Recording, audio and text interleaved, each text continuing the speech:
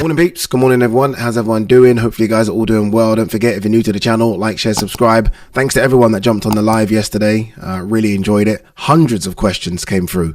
Obviously I couldn't answer all of them, but we did go for about an hour and 45 minutes. A few of you have reached out and asked if that's a one and done. Nope. We are going to do those more regular. I do want to do it like I did before, once a week, maybe on a Sunday. I feel like a Sunday is probably the best day to do it. But yeah, we are going to bring the lives back. I do want to evolve them into something a bit more. I said this on the live stream yesterday, whereby I get guests on. So guests being current boxers, former boxers, promoters, managers, whoever's in the boxing game. So yeah, we'll look and see how we can do that. But yeah, the lives are most definitely back once a week, obviously when I'm in the country, because I think that was fun yesterday. I was just asked by TalkSport to come on and talk about Conor Benn, and there was a part of me that was like, oh, for fuck's sake. Because I always feel like where I am now, you can never please everyone when talking about this situation. So whether it's pleasing Conor Benn, whether it's pleasing the British Boxing Board of Control, whether it's pleasing Eddie Hearn, whether it's pleasing TYSON, whether it's pleasing you guys, it's just like, it's almost the impossible job.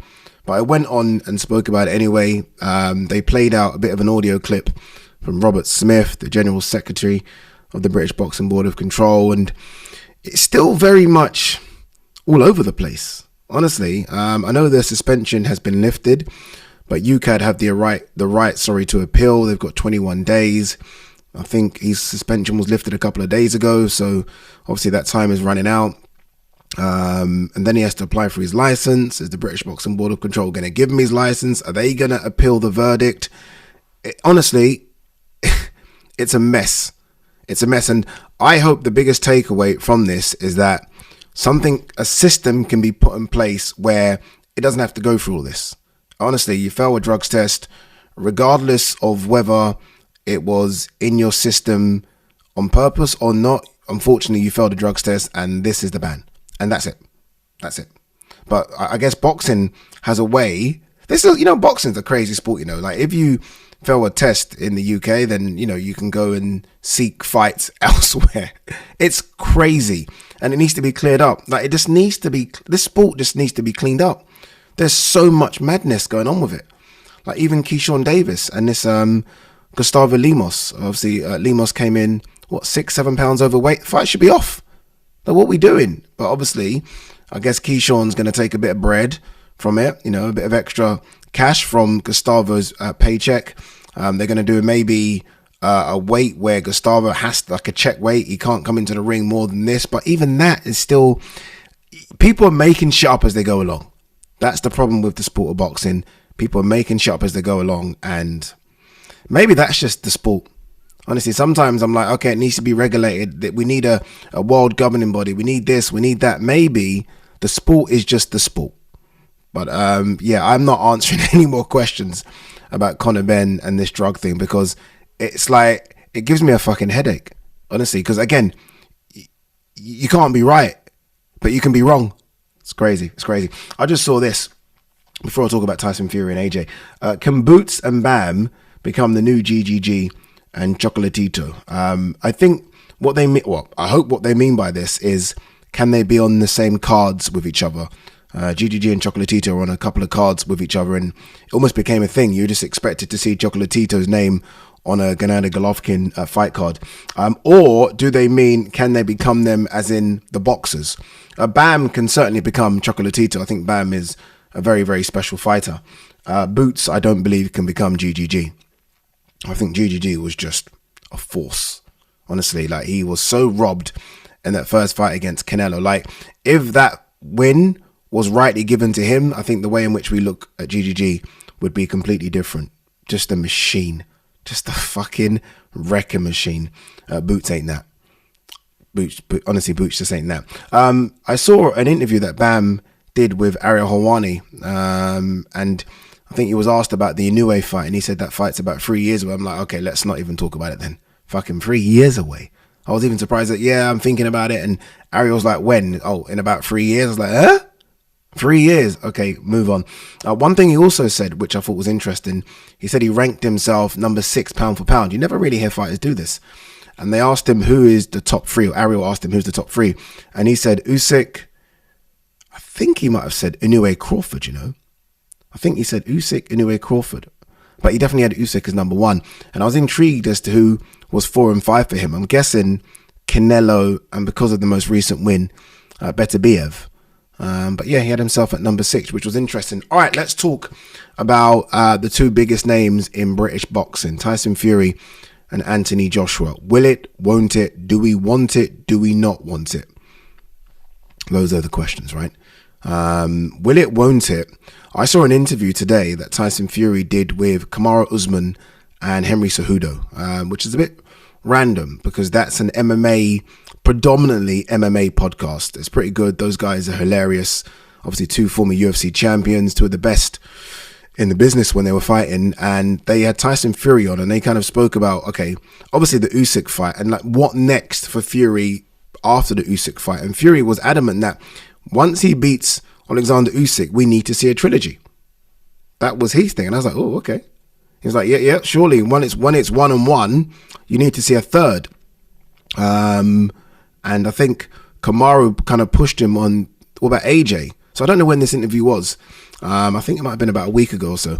And he asked him about AJ and said, oh, look, once he gets past Usyk and they have a third and AJ fights Dubois and AJ wins, I was like, well, there's too much going on here. There is too many ifs, buts, maybes happening here. And the only reason I bring this up is because, obviously, look, AJ isn't going to fight Daniel Dubois. That's now obvious, right? He's not taking that rematch, which is a bit surprising because AJ, when he's lost in the past, has gone straight in with the person that beat him, Andy Ruiz, Alexander Usyk. But he's not going to do it. So if he's not doing that, he's definitely waiting for Fury. Like that's the one, isn't it? It's the one. I'm trying to work out how this fight happens now. Like, obviously, Fury's way of thinking was, I will beat Usyk, and then I'll have a rematch with Usyk, or the trilogy of Usyk, and then I will do this, and I will do that. I think the simple answer is, if Fury loses to Usyk, especially if it's not a pasting, like if it's a beating and he's out of the ring for a long time, then who knows, right? But if he loses, I think they're gambling on the fact that Usyk wins, Fury loses, you make Fury AJ. So, the question is, how attractive is that fight?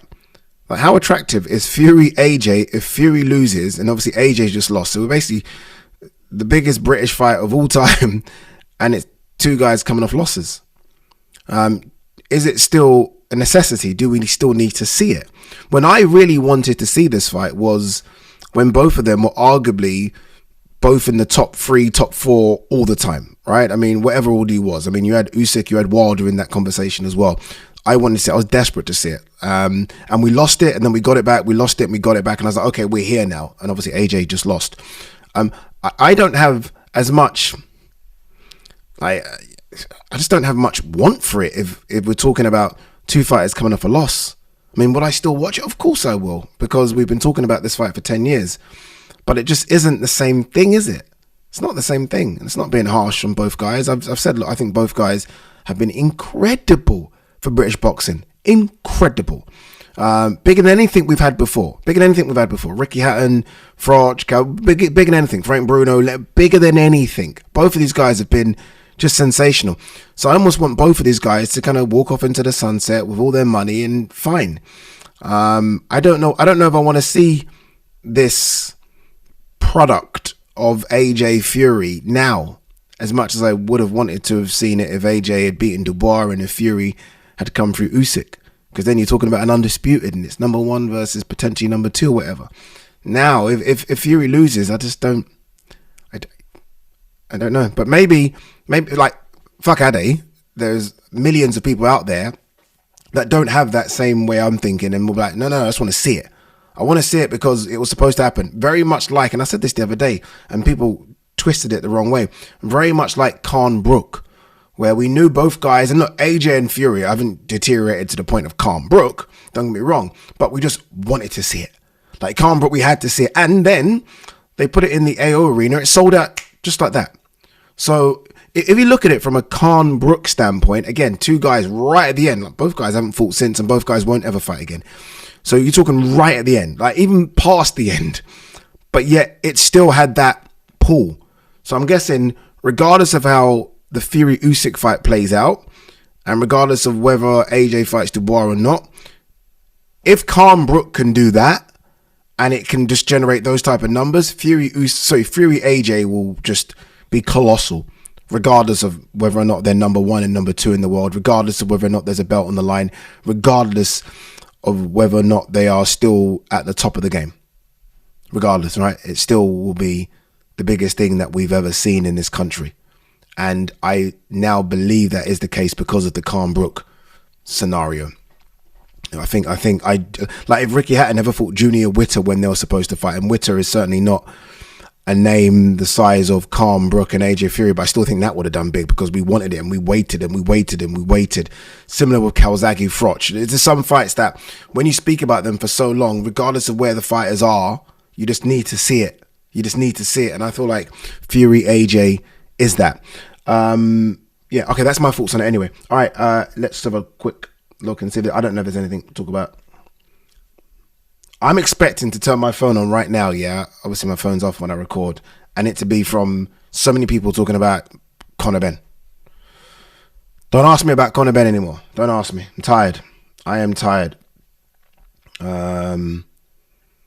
Yeah, all right, that's it. We're done. Guys, girls, peace.